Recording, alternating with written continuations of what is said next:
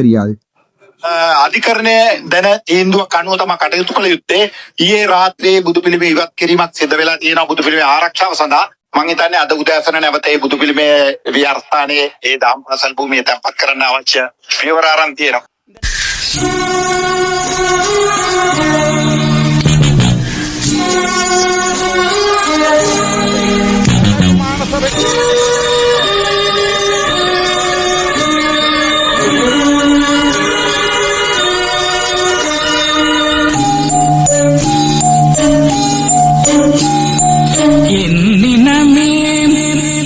சனமே என்னை உனக்கு தெரிகிறதா, எனது குரல் புரிகிறதா, என்னினமே என் சனமே என்னை உனக்கு தெரிகிறதா, எனது குரல் புரிகிறதா, என்னினமே என் சனமே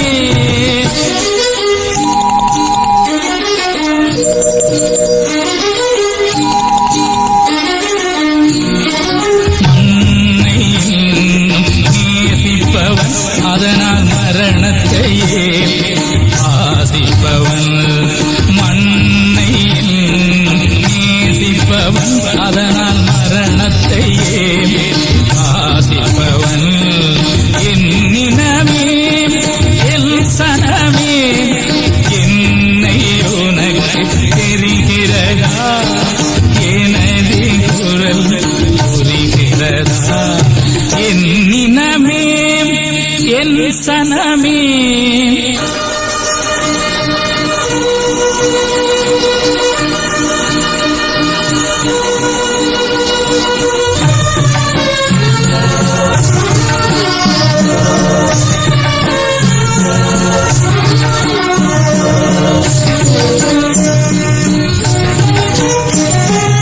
அன்னை தந்தை எனக்கு முண்டு அன்பு செய்ய புறவும் என்னை நம்பி உயிர்கள் உண்டு, ஏக்கம் நெஞ்சில் நிறையவும் மண்ணை நேசிப்பவன் அதற்காய் மரணத்தையே ஆசிப்பவன், என்னினமே என் சனமே என்னை உனக்கு தெரிகிறதா, எனது குரல் புரிகிறதா, என்னினமே என் சனமே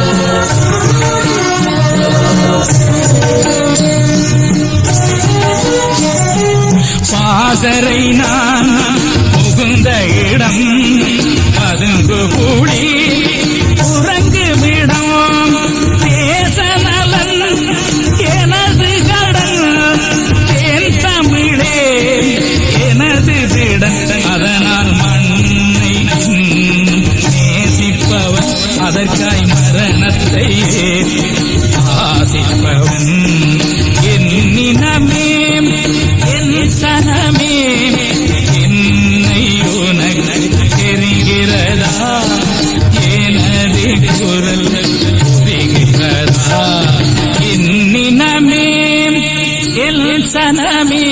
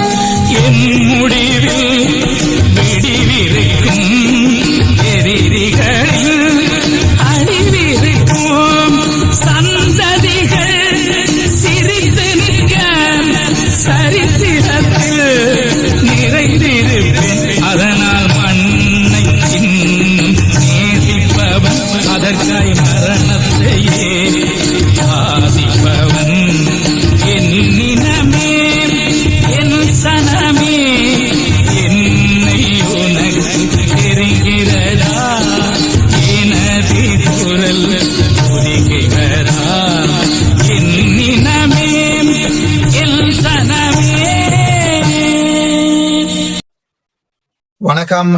நான் டாக்டர் ராமநாதன் அர்ச்சுனா. இன்றைக்கு 2025 ஆண்டு 17 நவம்பர் 17 ஒரு முக்கியமான இனத்துக்கு முக்கியமான ஒரு வீடியோவோடு உங்களை சந்திக்கிறதுல எனக்கு மிக சந்தோஷம். இன்றைய தினம் என்னென்னு பார்த்தீங்கன்னு சொன்னால் திருகோணமலை பற்றி எரிகிறது. அதான் இன்றைய தினம் முக்கியமான ஒரு பிரச்சனை. திருகோணமலையிலிருந்து திரும்ப திரும்ப அழைப்புகள் வந்து கொண்டிருக்கிறது இதை பற்றி கதைக்க சொல்லி. அதாவது தையட்டி விகாரை போன்று திருகோணமலையிலையும் இப்ப முக்கியமான பிரச்சனை. அதாவது விகாரை ஒன்றை கட்டி கொண்டிருக்கிறார்கள். ஸோ அந்த விகாரை தொடர்பாக அதாவது நீதிமன்றத்துல வழக்குகள் நடந்து கொண்டிருக்க கூட போய் விகாரையை கட்டி கொண்டிருக்கிறார்கள் என்பதுதான் இந்து மத முஸ்லிம் மக்களுடைய குறைபாடு. அதாவது சாதாரண பொதுமக்களுடைய முறைப்பாடு. விகாரை கட்டி கொண்டிருக்கிறார்கள், வழக்கு நடந்து கொண்டிருக்கிறது, வழக்கையும் கவனிக்காம விகாரை கட்டி கொண்டிருக்கிறார்கள். ஸோ வழக்கு முடியல, விகாரையும் கட்டி முடிஞ்ச பிறகு விகாரை உடைக்கல. விகாரை உடைக்கலுமா இந்த நாட்டில்? ஆகவே இதுதான் இந்த சிஸ்டமேட்டிக்கான ஒரு பிரச்சனை. ஸோ இது தொடர்பாக ஒரு பாராளுமன்ற உறுப்பினராகவும் தமிழர்களையும் முஸ்லிம்களையும் சிறுபான்மை மக்களை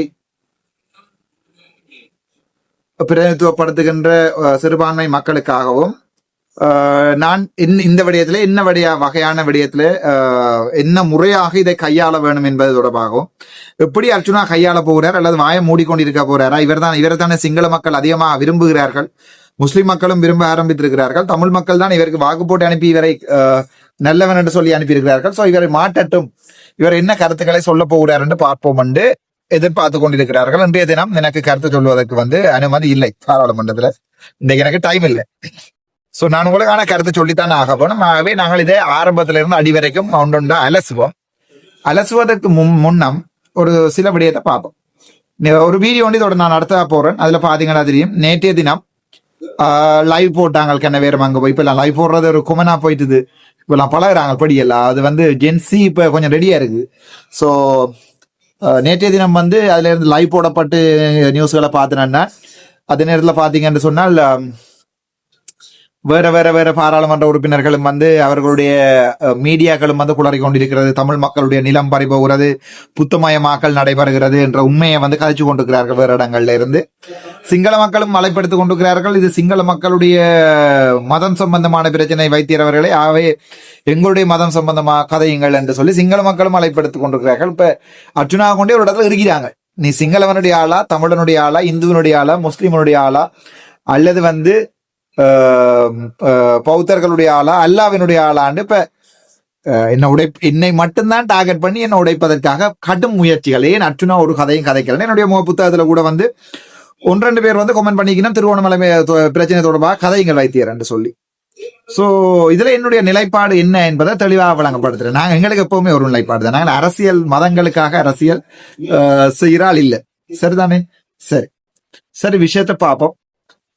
இந்த விடை இதுக்குரிய விடை எனக்கு என்ன சொல்லலும் என்றால், தையட்டி விகாரையை தான் விடையாக சொல்லிடு.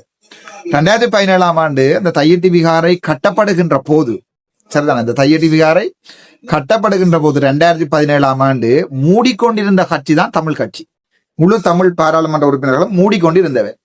கடைசியா என்ன செய்தவை என்றா, கட்டி முடிய அதாவது புண்ணொண்டு வரும் வரைக்கும் வெயிட் பண்ணிட்டு, புண் வந்தா பிறகு ஐயோ புண்ணோதே காலம் ஃபுல்லா கத்தலாம். பிச்சைக்காரன புண் மாதிரி சொரிய ரத்தம் வந்து கொண்டிருக்கும், புண் மாறாது.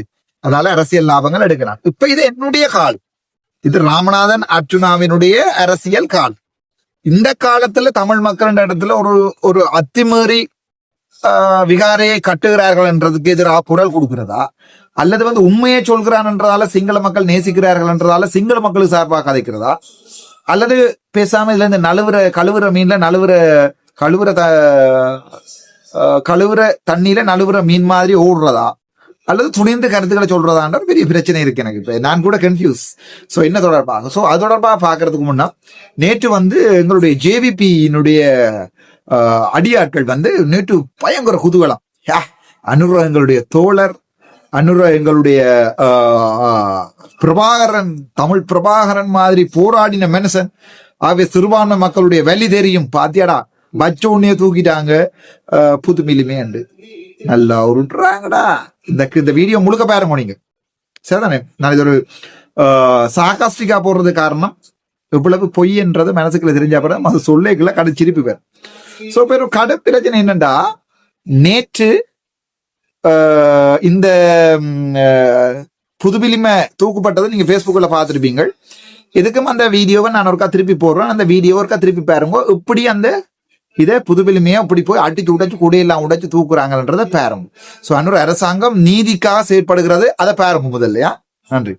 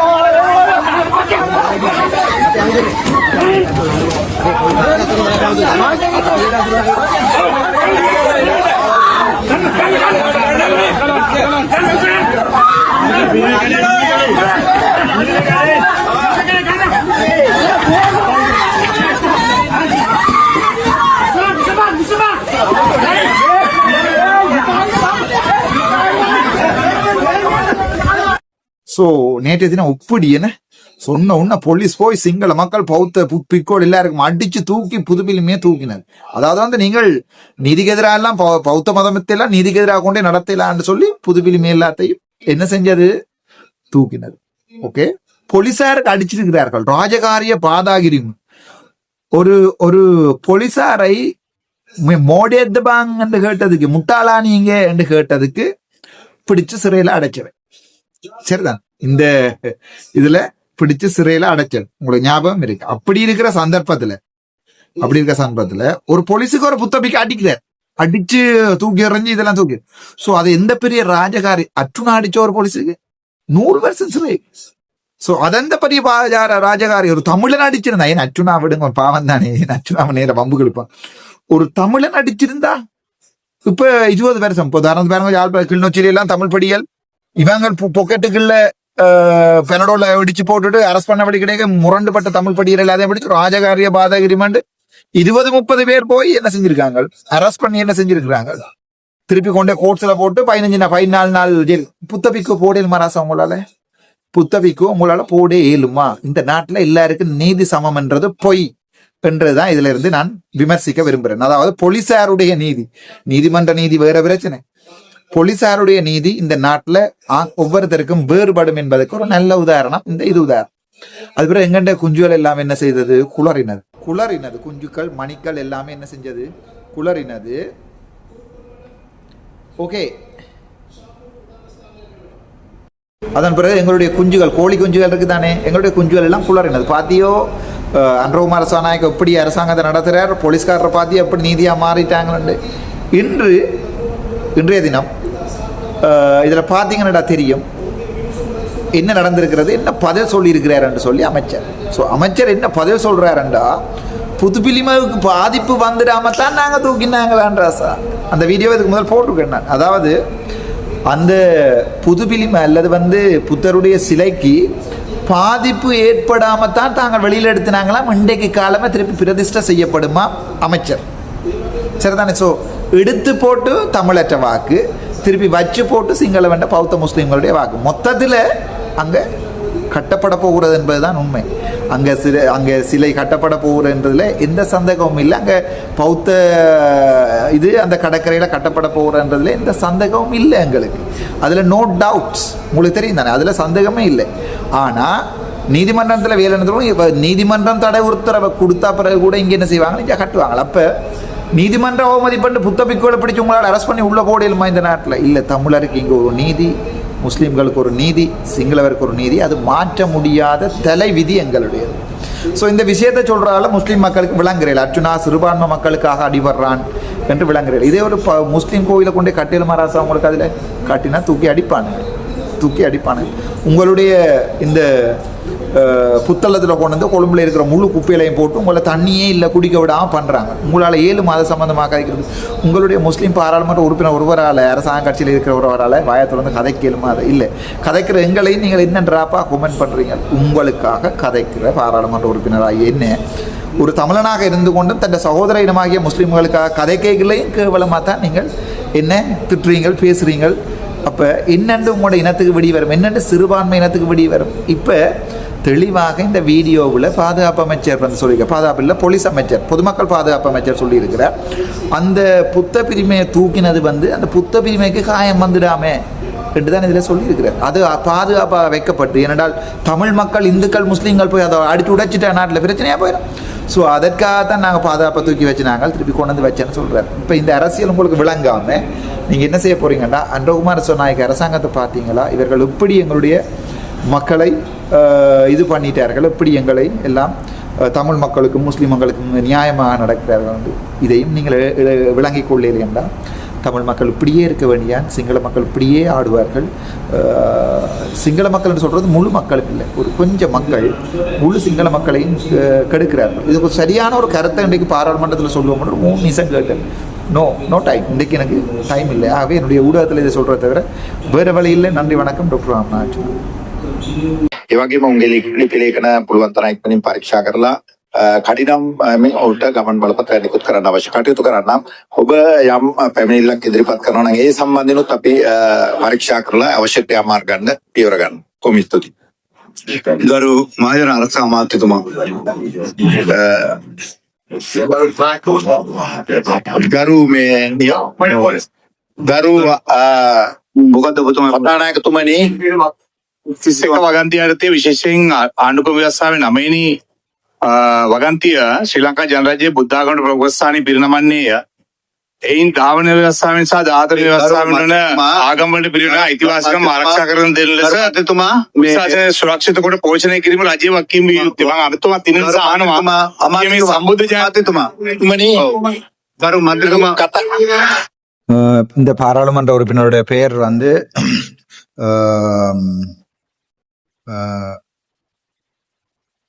இவர் வந்து இன்றைய தினம் பாராளுமன்றத்திலே ஒரு ஒழுங்கு பிரச்சனை என்று நினைக்கிறேன். இவர் சிங்களத்தில் சொன்னது விளங்கில 38வது பாயிண்ட் ஆஃப் ஆர்டர் சொல்லியிருக்கிறார், ஸ்டாண்டிங் ஆர்டர் 38வது செக்ஷன் சொல்லியிருக்காரு. எனக்கு அதுவும் தெரியல, நான் ஒரு பார்க்க வேணும். அதுல வந்து இவர் அதுக்கு பிறகு எங்களுடைய ஆண்டுக்காரண விவஸ்தான்னு சொல்றாரு. அதாவது வந்து எங்களுடைய அரசியலமைப்பு சட்டத்தின்படி புத்த மதத்தை பாதுகாக்க வேண்டும் என்று அரசியலமைப்பு சட்டத்திலே எங்கேயோ இருக்கிறதாம். எனக்கு அதுவும் தெரியாது, அதையும் நான் பார்க்க வேண்டும். ஆகவே அதை இவர் கோட் பண்ணி சொல்லுகிறார். நான் அதை படிக்கிறேன். இப்ப தானே நாங்கள் எங்களுடைய அரசியலை படிக்கிறோம், அதை நான் வாசிக்கிறேன். அவர் சொல்லுகிறார், அதன்படி எங்களுடைய பாதுகாப்பு அமைச்சரிடம் நேற்றைய தினம் திருகோணமலையில் நடந்த பிரச்சனை தொடர்பாக கேட்கிறார்.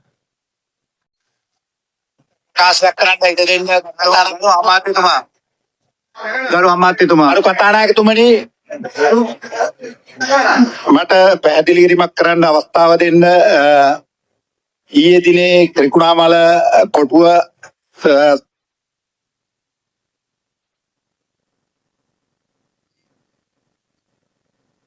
සම්බෝධි දහම් පාසල විහාරස්ථානයේ සම්බුද්ධ ජයන්ති විහාරස්ථානයට අදාළව ඊයේ දිනේ සිදුවීමක් වාර්තා වෙලා තියෙනවා. ඊයේ දිනේ රාත්‍රියේ තැන්පත් කරන ලද බුදු පිළිමයක් සම්බන්ධයෙන් ගැටලුකාරී තත්ත්වයක් මතුවීම හේතුවෙන් පොලිසියට நேற்றைய தினம் சம்பத் புத்த என்று சொல்லப்படுகின்ற திருவோணமலையினுடைய ஒரு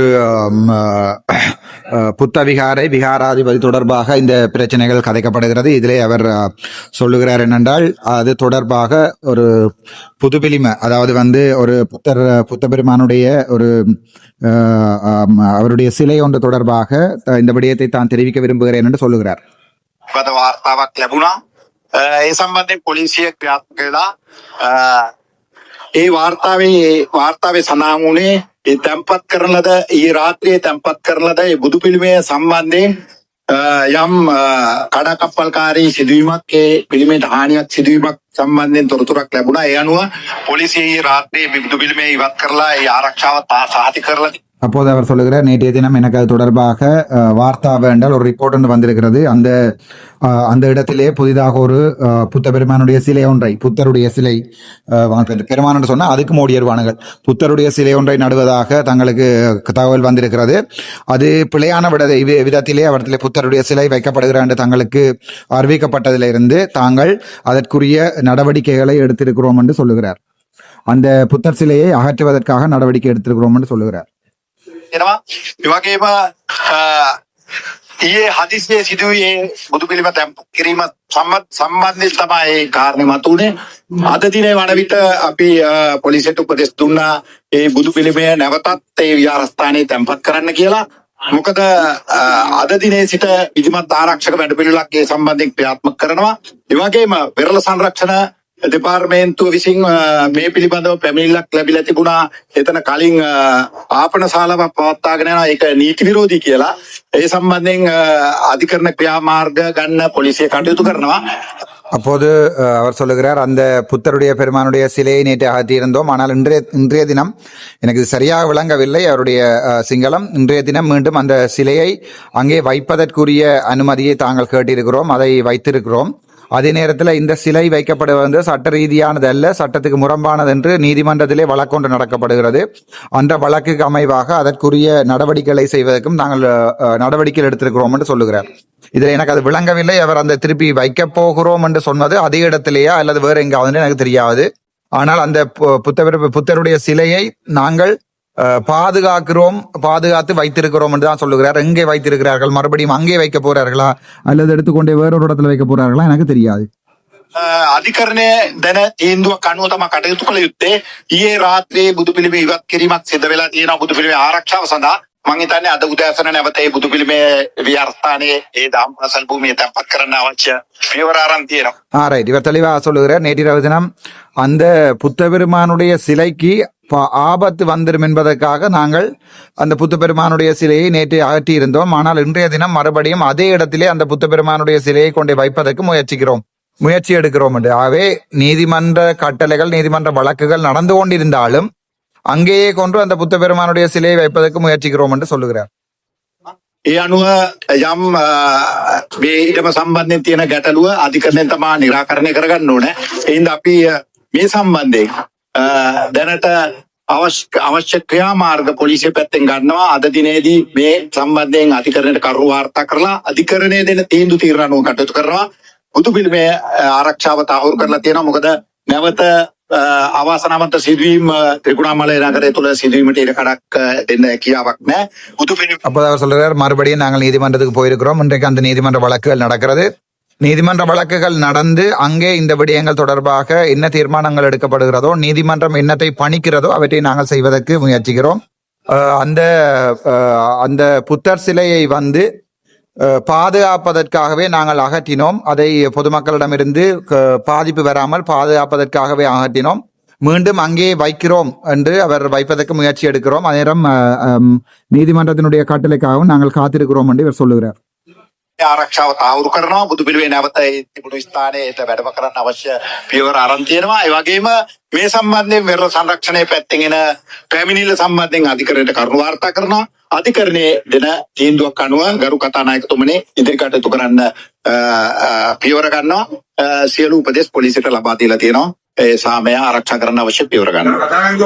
அப்போது சமாதானத்தை காப்பாற்றுவதற்காகத்தான் நாங்கள் அந்த இடத்துல புதுமிலிமையை எடுத்துக்கொண்டு போனோம். மறுபடியும் அதே இடத்துல கொண்டே வைப்போம். ஆயிரம் நீதிமன்றம் என்ன சொல்கிறதோ அதை செய்வோம். அங்கே இடத்துல பாதுகாப்புக்கான முழு செயற்பாடுகளை நாங்கள் செய்திருக்கிறோம். அவ்வளவுதான் அவர் கேட்கிறார். වැඩ කටයුතු ආරම්භයේදී යෝජනා පාර්ලිමේන්තු සභානායකතුමා அதே நேரம் அதே பாராளுமன்ற உறுப்பினர் எதிர்கட்சியிலிருந்து அவர் சண்டை பிடிக்கிறார். தனக்கு கதைக்க வேண்டும். ගරු වෛද්‍ය නිශාන්ත සමරවීර මහතා විසින් පොදු ව්‍යාපාර කාර්ය පිළිබඳ කාරක සභාවේ සහ පාර්ලිමේන්තුවේ වරප්‍රසාද කඩවී ඇති බවට 2025 නොවැම්බර් 13 දින පාර්ලිමේන්තුවේදී කරන ලද කරුණු පාර්ලිමේන්තුවේ ස්ථාන නියෝග 118 හි විධිවිධාන ප්‍රකාරව ආචාර ධර්ම සහ වරප්‍රසාද පිළිබඳ කාරක සභාවට යොමු කළ යුතුයි යෝජනා කරනවා. සභාව එකකද මං ඉදිරිපත් කරන කරු කතාන. ප්‍රධාන වැඩ කටයුතු අද දින න්‍යායපත් විසර්ජන 52 තුම්පත 2026 කාරක සභාව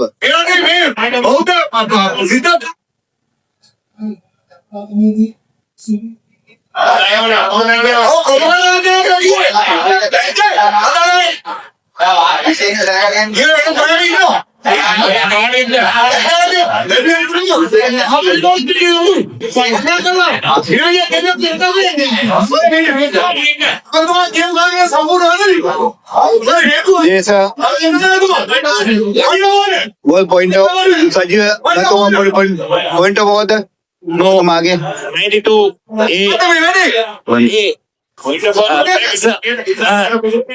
කතානායකතුමා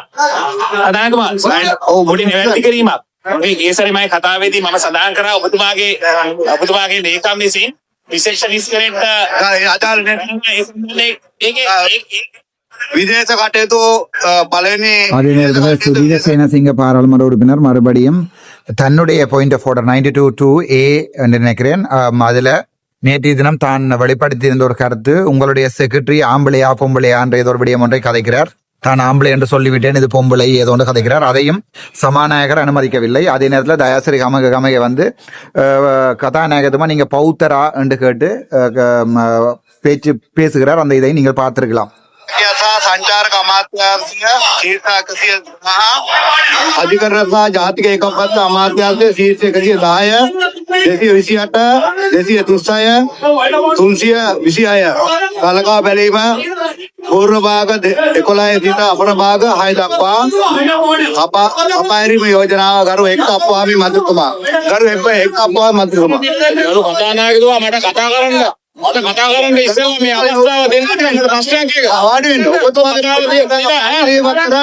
වෙලාව ගන්න එපා මගේ වෙලාව දෙන්න එපා මට දැන් ඒ සම්බන්ධයෙන් ගරු මගේ වෙලාව තාසිල් මන්ත්‍රීතුමා ඔබතුමා ගීතයකට පොලිසිය ඔබතුමාට මොහොත් විනාඩියක් දෙන්න ඔබතුමා පොයින්ට් එකක් නැහැ ගරු මන්ත්‍රීතුමා පොයින්ට් එකක් නැහැ அப்போ ஸ்பீக்கர் சொல்லுகிறார், தயாசிரி கமகே அவர்கள் தான் உங்கள்ட்ட பாயிண்ட் இல்லை என்று. ஆனால் இதுல நீதிப்படி பார்த்தால் தயாசிரி கமகே அவர்களுக்கு வந்து பாயிண்ட் இல்லை, அதுதான் உண்மை. நான் எப்பவுமே நீதிநிலைப்படி காய்ப்பவன். தயாசிரி கமகே அவர்கள் இந்த பௌத்தர்களுடைய பிரச்சனையை வெளியே எடுத்து கதைப்பதற்கு அவரால் இயலாது. அவர் ஒரு கட்சியினுடைய தலைவர் இல்லை, ஆகவே அவருக்கு அதையும் இயலாது. 29(2) செகண்ட் பேராகிராஃப் நினைக்கிறேன், அதாலையும் இயலாது கட்சி தலைவர் அடிப்படையில். அதே நேரம் 92(2)A படியும் இயலாது. எனக்கு தெரிய அவரால் அப்படி கதைக்கலாது. அவை கதாநாயகர் நேரம் கொடுக்காதட்டு நான் உண்மையாகவே. ஆனால் இதே மாதிரியே எதிர்க்க ஆளுங்கட்சியிலையும் செய்தான் எல்லாம் அங்கே ஒரு சட்டம் இங்கே ஒரு சட்டம் என்ற வகையில நான் எனக்கு இதை பற்றி கருத்து தெரிவிக்க விரும்பவில்லை.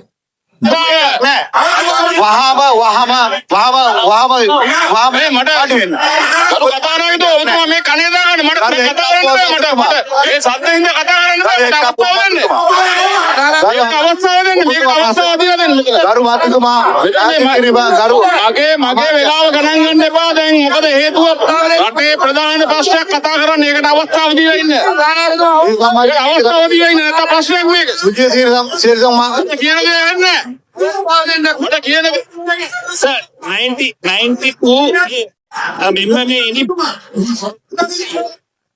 சுஜீர சேனசிங்க மறுபடியும் 92(2)A சொல்லுவேன். நான் சொன்னேன் தானே உங்களுக்கு 92A தான் இது பொருந்து பண்ணி 92A. A member may any proceedings question whether proper proceedings have been followed by making a point of order except at a time when division is in progress. So the point is that I made a relevance to your secretary having a problem with the reception, not a lady, a male. I want to correct it. I want to correct it. ඒත් එක මේ සමගම මම කියන බුද්ධාගම ප්‍රමුඛ ස්ථානයේ දෙවියන්ගේ විවස්ථාවේ තියෙනවා. ඒ ඔබතුමාට ගරු මන්ත්‍රීතුමා එක්කප්පා மந்திரிතුமா மறுபடியும் அதே சுஜீவ சேனங்க சொல்றார், நேற்றைய தினம் நான் உங்களுக்கு ஒரு பொம்பளை என்று சொல்லி மாறி இதிலே பதியப்பட்டு விட்டது உங்களுடைய செக்ரட்டரி சம்பந்தமாக கதைச்சிருந்தது. பொம்பளை இல்ல ஆண் என்று சொல்லி அவர் வேறொரு பாயிண்ட் ஆஃப் எடுக்கிறார். புத்தர் பிரச்சனை இல்லை, இங்கே கணக்கு பிரச்சனை ஒரு ஐடியா நடந்து கொண்டிருக்கிறது. ඔබතුමා පොයින්ට් එකක් නැහැ. என்னுடைய நேரம் කරු කතානායකතුමා විනාඩියක් දෙන්න නැත්නම් මම කොහොමද කතා කරන්නේ? මම කතා කරන්නේ ඇහෙන්නේ නැහැ. කතා කරන්නේ ඇහෙන්නේ නැහැ. අවස්ථාව දීලා ඉන්න විනාඩියක් දීලා ඉන්නකො. මට කතා කරන්න බැරි වෙනවා. මගේ වෙලාව ගන්න එපා හැබැයි. ඔබතුමා කතා කරන්න. ඔය වෙලාව නෑ අපරාධ.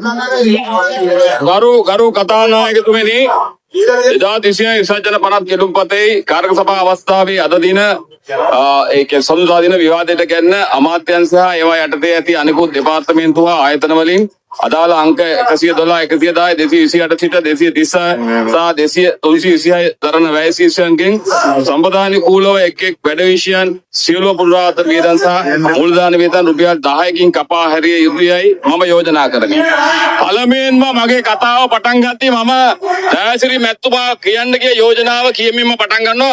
අපි දන්නවා පුදු පිළිම කඩලා පාස්කු ප්‍රහාරයට සාධාරණයක් ඉස්ස නොකරන ආණ්ඩුවකින් මෙතන சாதாரண பலாபுரத்தில் இப்போது இவர் சொல்லுகிறார், புத்தளத்தைச் சேர்ந்த பாராளுமன்ற உறுப்பினர் ஒரு புத்த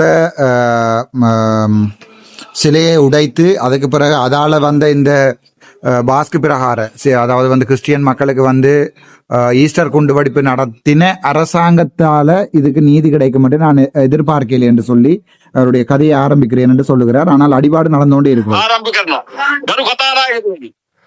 අපි විදේශ කටයුතු සහ විදේශ රැකියාව සහ සංචාරක අමාත්‍යාංශයේ වැය ශීර්ෂය කතා කරන වෙලාවේ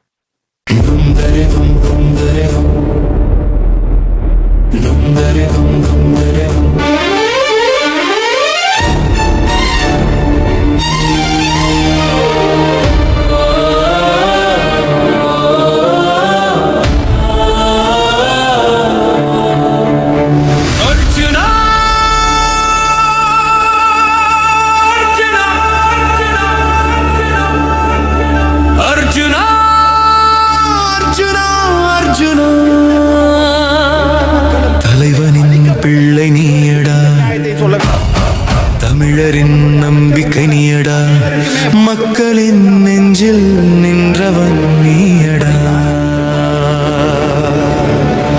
அர்ஜுனா அர்ஜுனா அர்ஜுனா தலைவனின் பிள்ளை நீயடா. உன் குரலில் இரத்தம் கொதிக்குது, நீதியை நிமிருது. மக்கள் துன்பம் சொன்னா நீயே தீர்வடா, நிமிர்ந்து நிற்கும் தமிழன் உன் ரத்தத்தில் தீயடா. மக்களுக்காக வைத்தியம் செய்தவன், பல பைத்தியங்களுக்கு வைத்தியம் செய்ய அரசியல் வந்தா. அந்த நிமிடம் தொடங்கி பாராளுமன்றத்தில் புலி கத்தி எழுந்தது.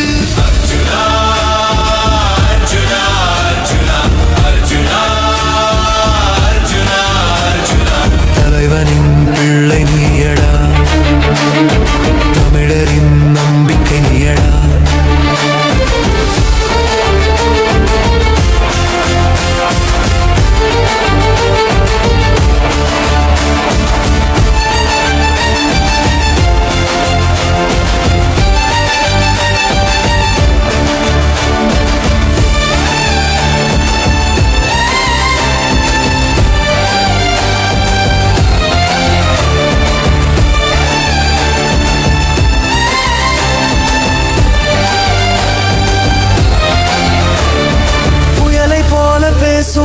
தீயை போல ஏறும் மக்களின் சத்தம் நீயடா. பாராளுமன்றத்தில் தமிழ் புலியடா, உன் பேச்சினால் பலர் வலை தேடும் எலியடா. அசையாத தைரியம் உன் நெஞ்சில் எழுதப்பட்டது, வாழ்க்கையோரு வாழ் நீதான் அதன் முனை. மனதில் மின்னல் குரலில் சக்தி, நீதிக்கு நடக்கும் தமிழ் மரம். நீ எதிரிகள் வந்தாலும் தாழ்வில்லை, உன் பெயர் சொல்லும் போது மார்பு நிவருது.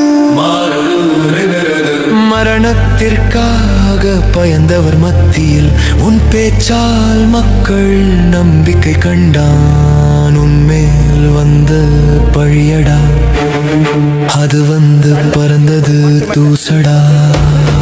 சத்தியம் சொன்னால் உலகம் தள்ளும், ஆனா நீ சொல்லும் வரை நீதியே நிலைக்கும். நீதான் ஒளி, நீதான் வழி.